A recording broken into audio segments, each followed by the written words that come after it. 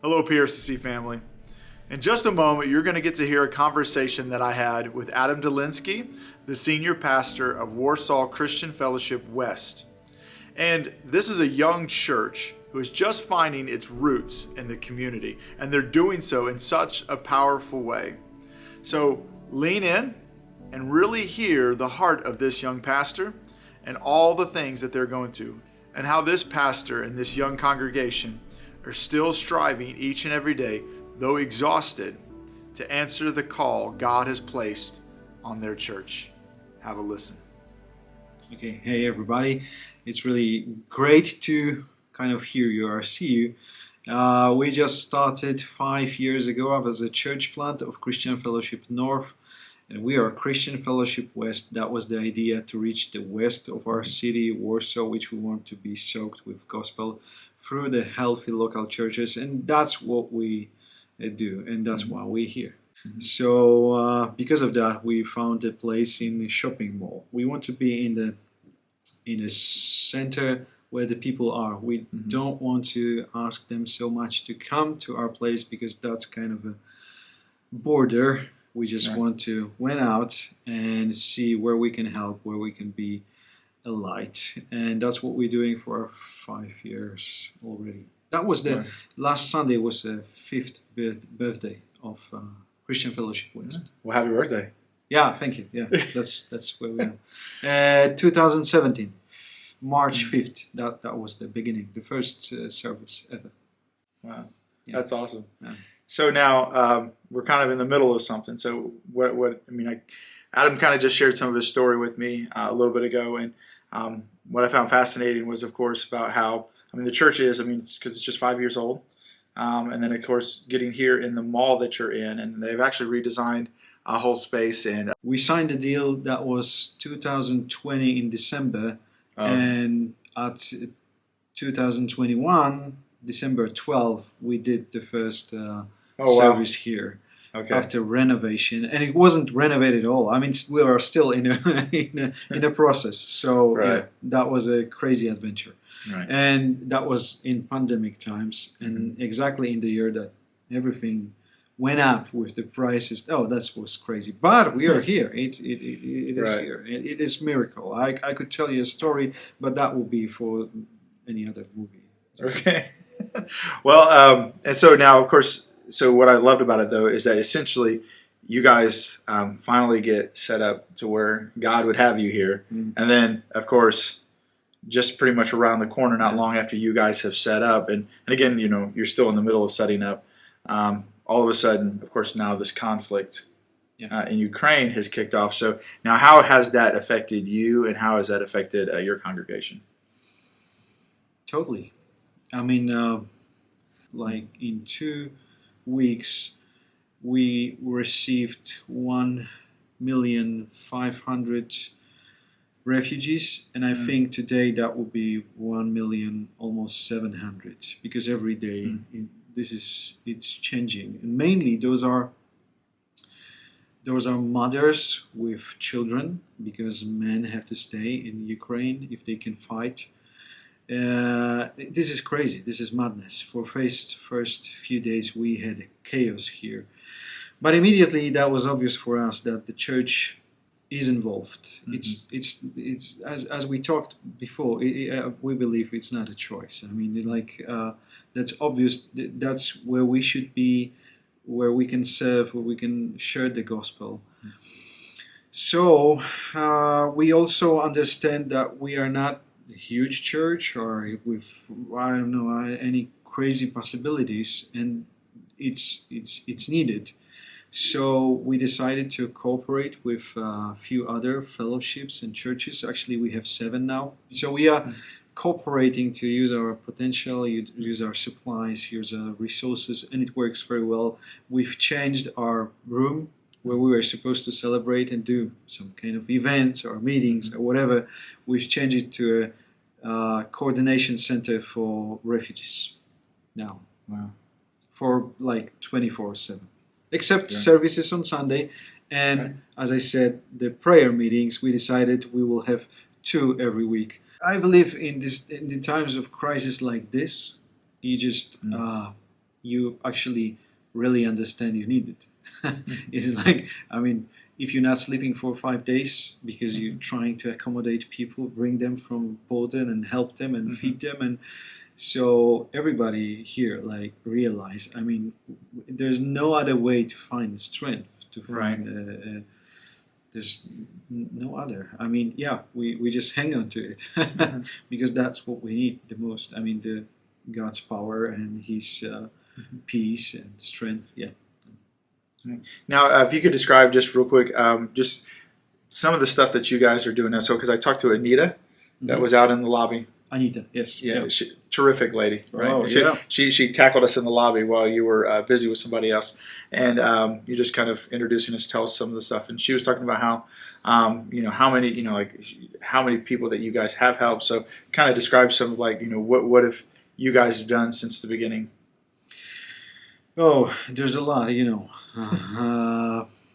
okay, from the chaos we had, and the chaos was created because, no one could be prepared for something like that. Although the government and some institutions probably knew what's coming if something happens. And the government was asking already for places for refugees to many districts in whole Poland. Right. But anyway, knowing that you have a space and being prepared with this space is something totally different. So I'm really encouraged and motivated by the Poles, what they're doing. I mean, everybody united in helping Ukrainians. And I love it. I mean, whole country, whole nation, everybody is collecting something. Everybody is having somebody in their house and bringing somebody from border. And if they're Christians, they're praying, they connecting, they're uniting to help. This is really crazy, and it's good to see that. Although I would sacrifice to seeing that if war could be cancelled. Right. And anyway, so we started, when we connected together as those 7 organizations, we tried to think what would be the best way to use our supplies and resources. And everybody was driving to the border, picking up people and driving them back, but that causes a traffic and it's complicated, and maybe that's not the best idea because they are terrified. They traumatize those people who are standing in the lines for 50 kilometers first few days, like 3 days, 5 days in a row, and nothing, no food, no toilets, no. It's cold. And there are kids there.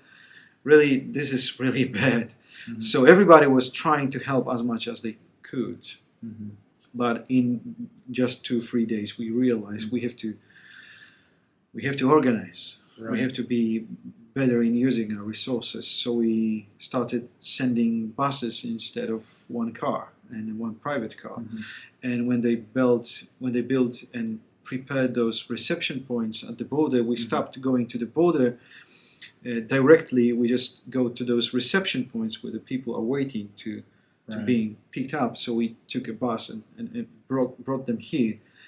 And obviously we have to find accommodation for them. So immediately we put those posts and we're calling people and asking if you could have somebody and you could host somebody in your house. And we built a base. Actually, we accommodate now, that was numbers from yesterday, 800 people in Warsaw. Wow. In Warsaw, and we were looking for hostels even. In some kinds of hotels we can even rent, I don't know, whatever, just because there were so many people coming. They're being on the train stations, they are here somewhere in Warsaw, they are on the border, they are in those reception points.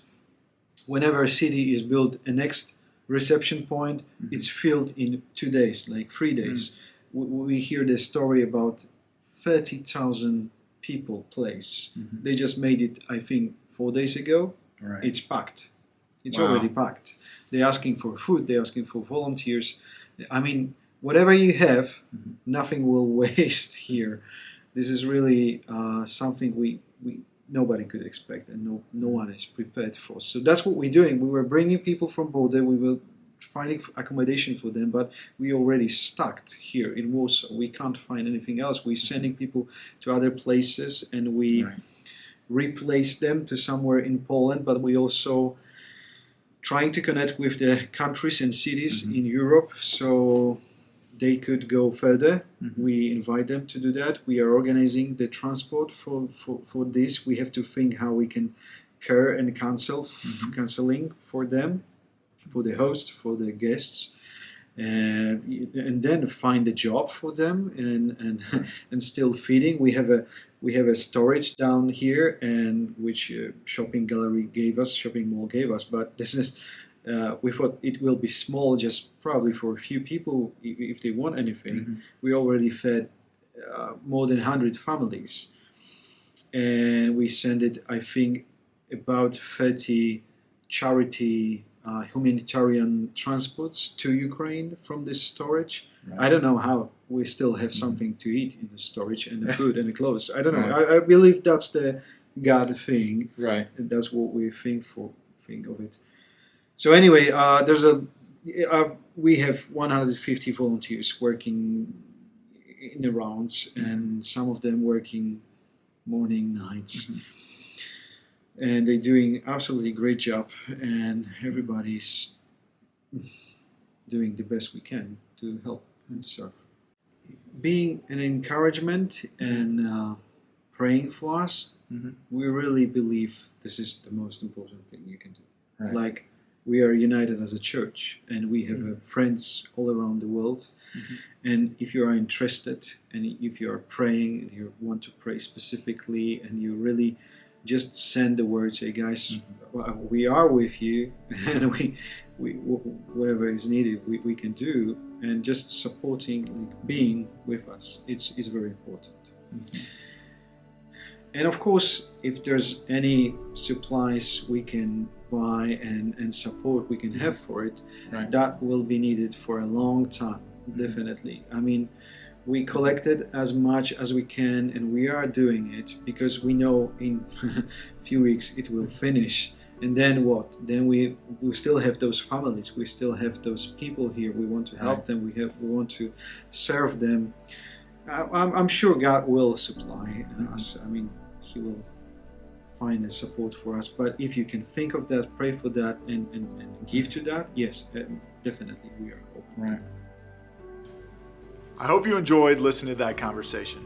This is definitely a pastor that is on fire for the Lord, and his church family is doing everything they can to meet the needs of the refugee families that are coming across the border.